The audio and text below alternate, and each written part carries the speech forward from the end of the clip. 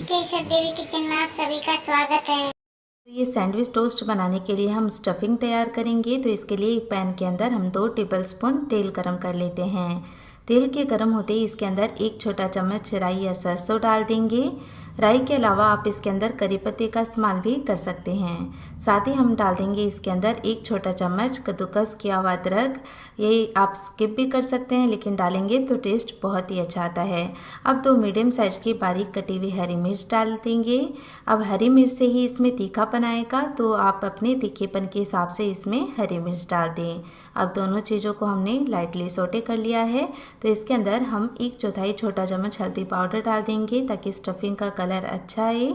हल्दी को कुछ सेकंड पकाने के बाद अब इसके अंदर हम उबले हुए आलू डाल देंगे। तो यहाँ पर मैंने 2 मीडियम साइज के आलू लिए हैं, जिन्हें कुकर में 3 से 4 सीटी में उबाल कर मैश कर लिया है।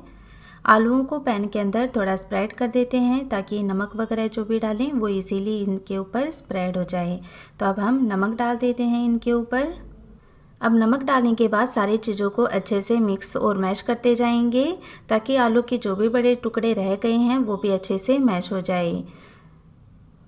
तो अब स्टफिंग अच्छे से तैयार हो चुकी है। अब आप चाहें तो इसे फाइनल टच दे सकते हैं कुछ बारीक कटी हुई धनिया पत्ती के साथ, लेकिन मैं इसमें डाल रही हूँ 2 टेबलस्पून तीखी हरी चटनी, जो हम सैंडविच में इस्तेमाल करेंगे। तो मैं इसमें भी डाल रही हूँ ताकि टेस्ट स्टफिंग का बहुत ही अच्छा आएगा। तो आप एक बार ट्राई करके देखना, सैंडविच देखने में भी अच्छी लगेगी और इसका टेस्ट भी बहुत अच्छा आएगा। तो हरी चटनी को भी हम इस मिक्सचर के अंदर अच्छे से मिला लेते हैं। तो ये देखिए कितनी बढ़िया हरी हरी स्टफिंग बनी है हमारी। तो अब ये स्टफिंग रेडी हो चुकी है सैंडविच के लिए। अब इस स्टफिंग को हम ठंडा होने देते हैं, तब तक हम सैंडविच की तैयारी कर लेते हैं।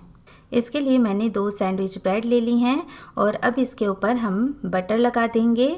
तो ब्रेड के ऊपर जब हम पहले बटर लगा देते हैं और फिर चटनी को फैलाते हैं तो चटनी बहुत ही आसानी से फैल जाती है।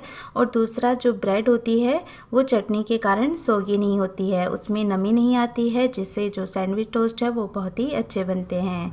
अब अपने मनपसंद की सब्जियां इन पर काट कर रख दें और जो बीच में जगह खाली रह गई है उन पर ये पतली और छोटी स्लाइसेस रख दें सब्जियों की। तो जो सैंडविच है वो एकदम भरी भरी बनेगी। ऊपर से चाट मसाला या फिर सैंडविच मसाला छिड़क दें। अब दोबारा से टमाटर की लेयर लगा देते हैं, शिमला मिर्च रख देते हैं।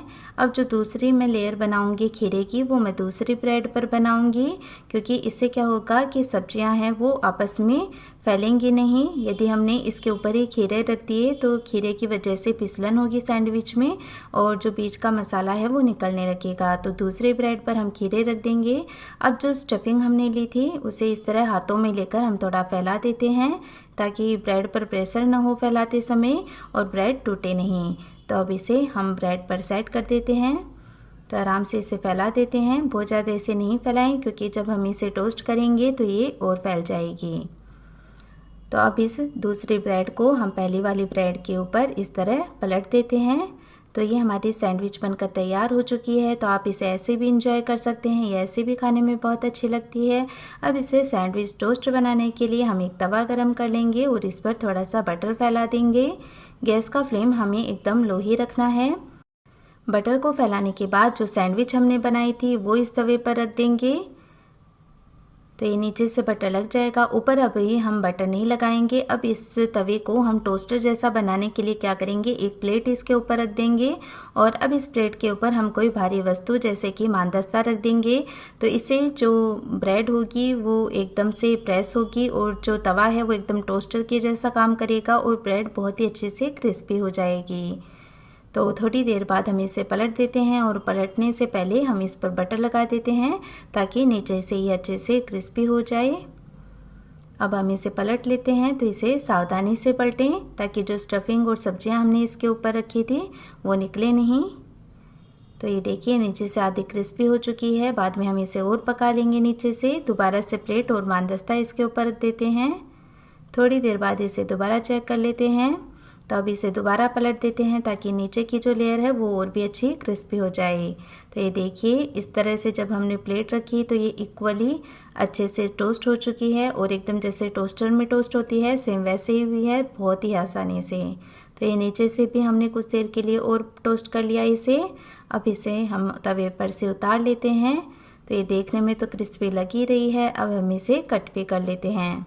तो ये देखिए, इस तरह जब हमने प्रेस करके ब्रेड को दबाया है तो जो ब्रेड की लेयर है आप देख सकते हैं कितनी पतली हो गई है, और सब्जियां और स्टफिंग है वो बहुत ही अच्छे से दिखाई दे रही हैं और सैंडविच बहुत ही कलरफुल लग रही है। तो आप भी इस तरीके से घर पर ही सैंडविच टोस्ट बनाएं और इसका मज़ा उठाएं।